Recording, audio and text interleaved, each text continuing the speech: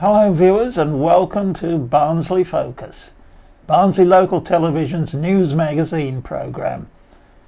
I'm Bob Britton and I'm standing in today for our usual presenter Jane Edrich, who's unfortunately indisposed.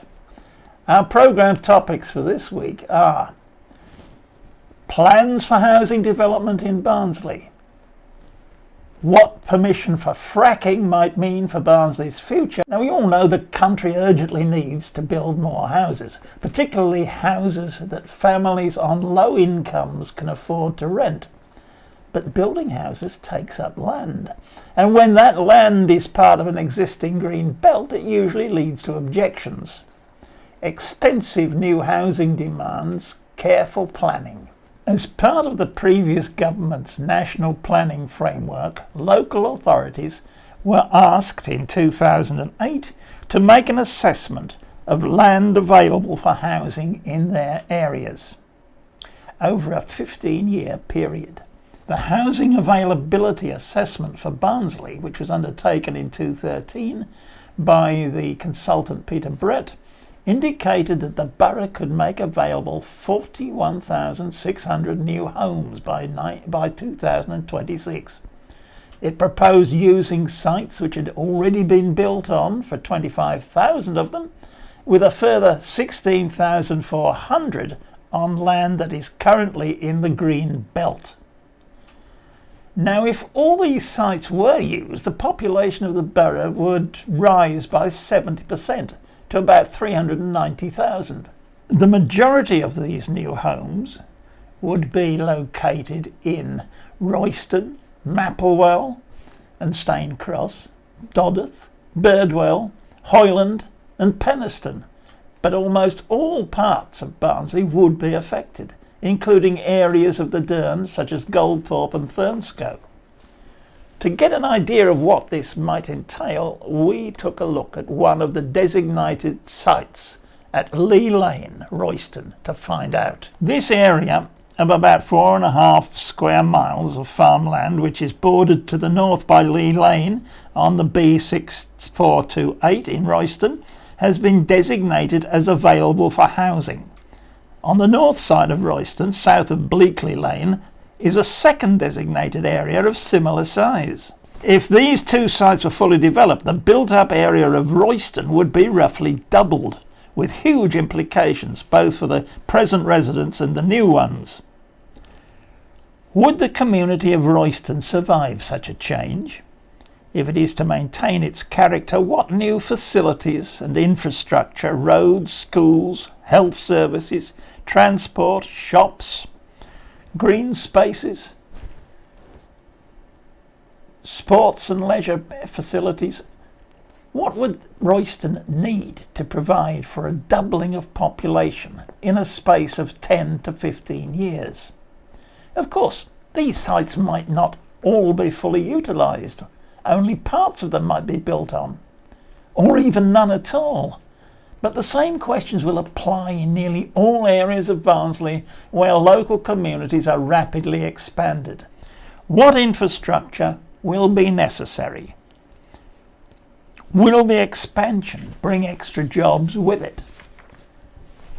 Housing land availability assessments deal with questions of available space. The development of new communities is a very different question. Barnsley's council may be reflecting on the need for more housing and business development, but it has at the same time agreed to consider applications from companies for fracking licences. The government's keen to encourage the use of shale gas in the UK and has offered local authorities financial incentives to grant licences. So what actually is fracking, you may ask? So we asked Alan Jones of the Barnsley Anti-Fracking Campaign to explain. To the best of my knowledge, drill deep into the rock and then drill horizontally and using toxic chemicals and water, they build up a pressure and blast the rock in order to crack it. Now, there's no way they're going to convince me that they can control how far them cracks run. them cracks hit the water table, those toxic chemicals are in your water supply. That's not a good idea. I'm absolutely disgusted with the local authorities for even considering licensing fracking in this area. Barnsley's a beautiful place. To my understanding, they're going to hit the Dearne Valley and all of Greenmoor around Thurgoland, and a lot of our green spaces are going to be destroyed, disrupted. Extra traffic. It's difficult to comprehend why anybody would want to spoil such a beautiful area.